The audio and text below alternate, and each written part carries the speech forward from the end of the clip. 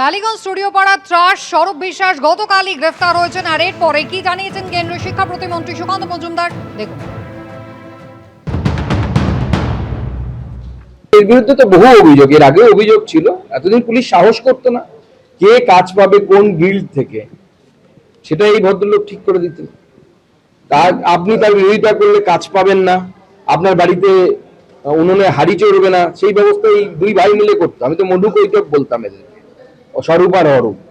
দাদার নাম নিয়ে ভাই মস্তানি মারতো। তো এখন সব বিচার হবে, কেউ ছাড় পাবে না। যারা যে যা কাজ করেছে প্রত্যেকটি অন্যায়ের হিসেবে। গতকালও ঠিক এইভাবেই মমতা বন্দ্যোপাধ্যায়ের পাশে দাঁড়ানোর বার্তা দিয়েছিলেন হুমায়ুন কবির।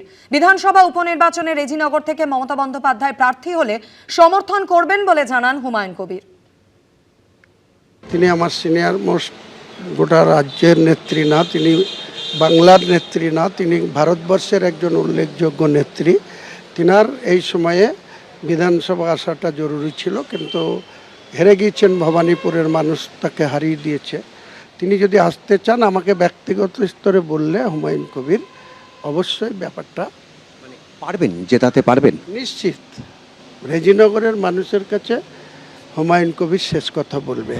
এদিকে গতকালকের পর ফের আজকে হুমায়ুন কবির কিন্তু মমতা বন্দ্যোপাধ্যায়ের পাশে থাকার বার্তা দিচ্ছেন। গতকাল তিনি রেজিনগরের কথা বলেছিলেন, আর আজ তিনি বলছেন বসিরহাট লোকসভা কেন্দ্রে মমতা বন্দ্যোপাধ্যায় যদি উপনির্বাচনে দাঁড়াতে চান সেক্ষেত্রে হুমায়ুন কবির তিনি প্রার্থী দেবেন না। কি বলেছেন দেখুন।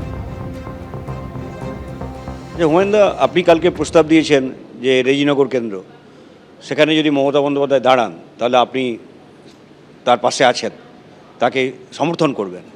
এখন একটা জল্পনা চলছে যে মমতা বন্দ্যোপাধ্যায় বসিরহাট লোকসভা কেন্দ্র থেকে দাঁড়াতে পারেন, সেক্ষেত্রে কি আপনি মমতা বন্দ্যোপাধ্যায়কে সমর্থন করবেন?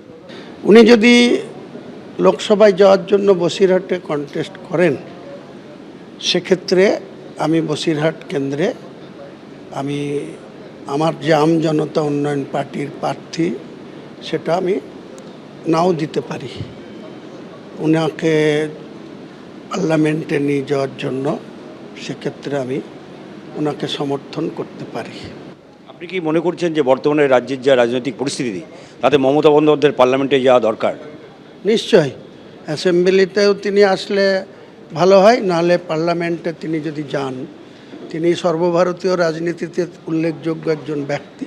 স্বাভাবিকভাবেই মমতা বন্দ্যোপাধ্যায় সর্বাঙ্গীনভাবে ভারতবর্ষের রাজনীতিতে তার পরিচিতি, তার গুরুত্ব রয়েছে।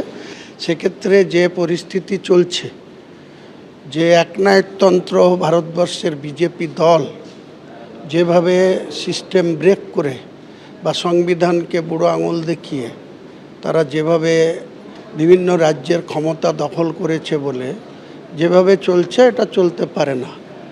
তার দীর্ঘ রাজনৈতিক জীবন, এটা তো হেলাফেলা বিষয় না। কাজেই বাংলার রাজনীতিতে, ভারতবর্ষের রাজনীতিতে মমতা বন্দ্যোপাধ্যায় একটি উল্লেখযোগ্য ব্যক্তিত্ব। এবিপি আনন্দ, এগিয়ে থাকে, এগিয়ে রাখে।